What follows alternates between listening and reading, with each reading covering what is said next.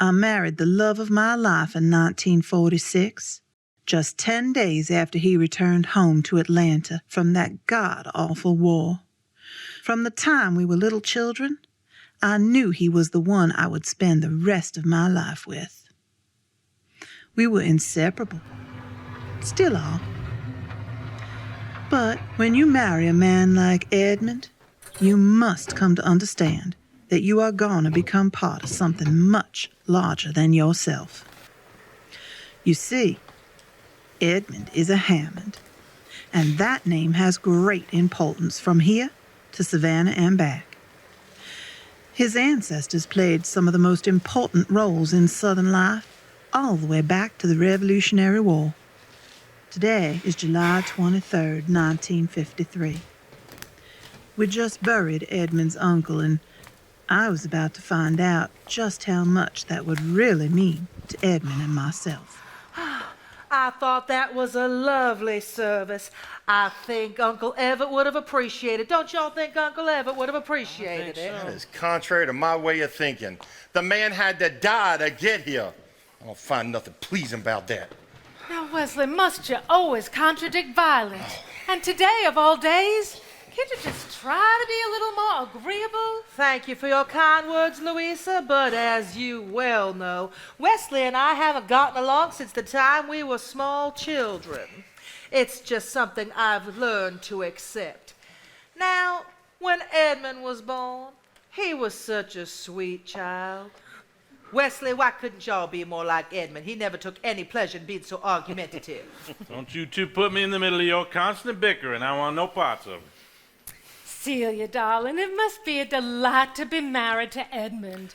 I don't believe I ever heard him raise his voice about anything. Oh, I am just going to have to let you believe that, Louisa. I am simply too hot to argue or explain anything.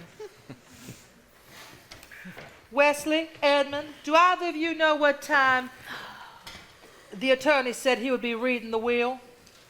No, I do not.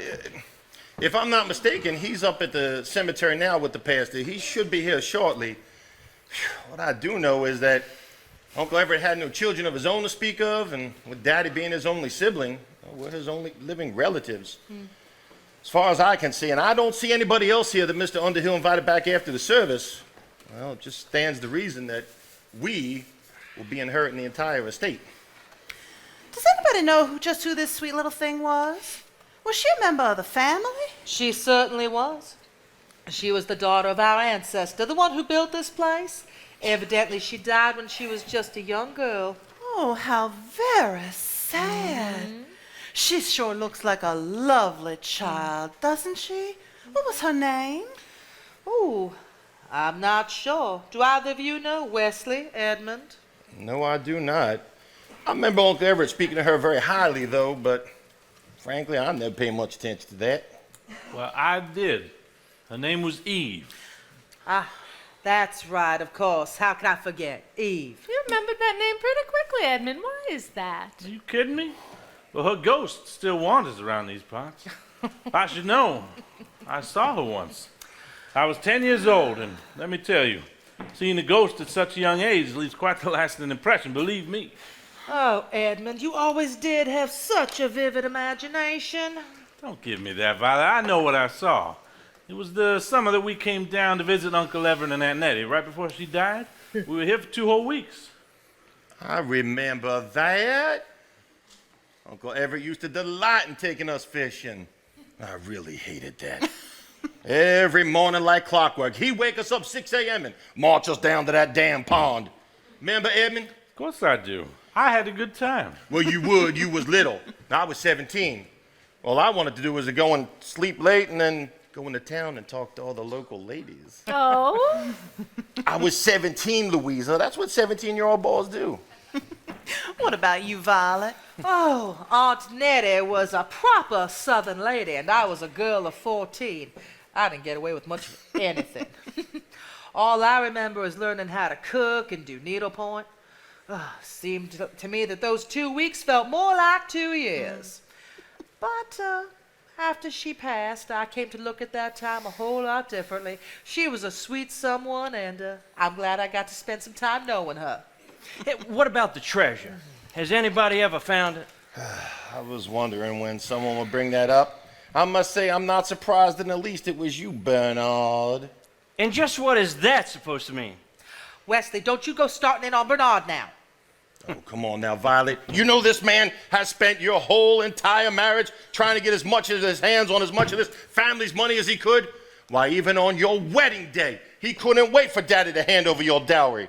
Mama and Daddy made no secret about how unhappy they were with who you married, so why should I? Wesley Hammond, what has gotten into you? Louisa, you know I don't like to be in the South during the summer. It's way too hot. I'd much rather be up north.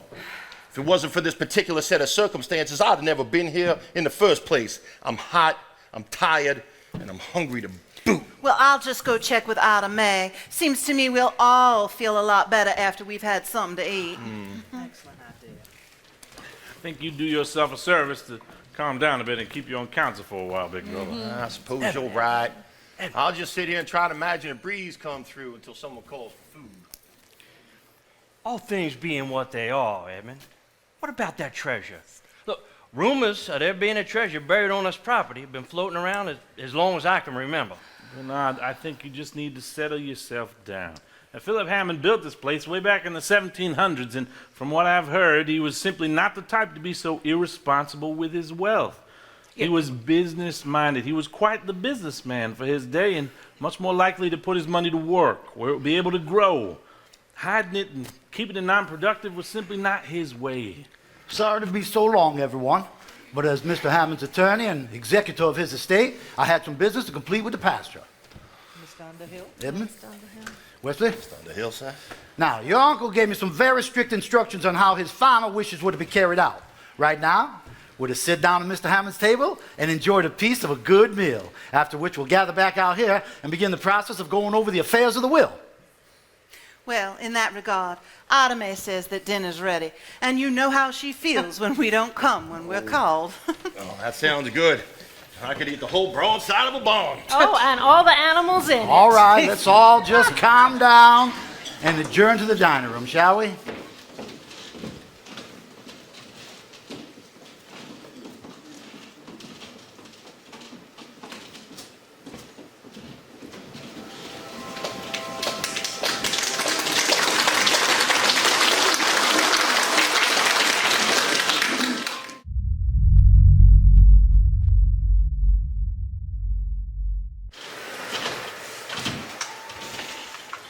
I do believe I feel an early evening breeze. I do believe you're right.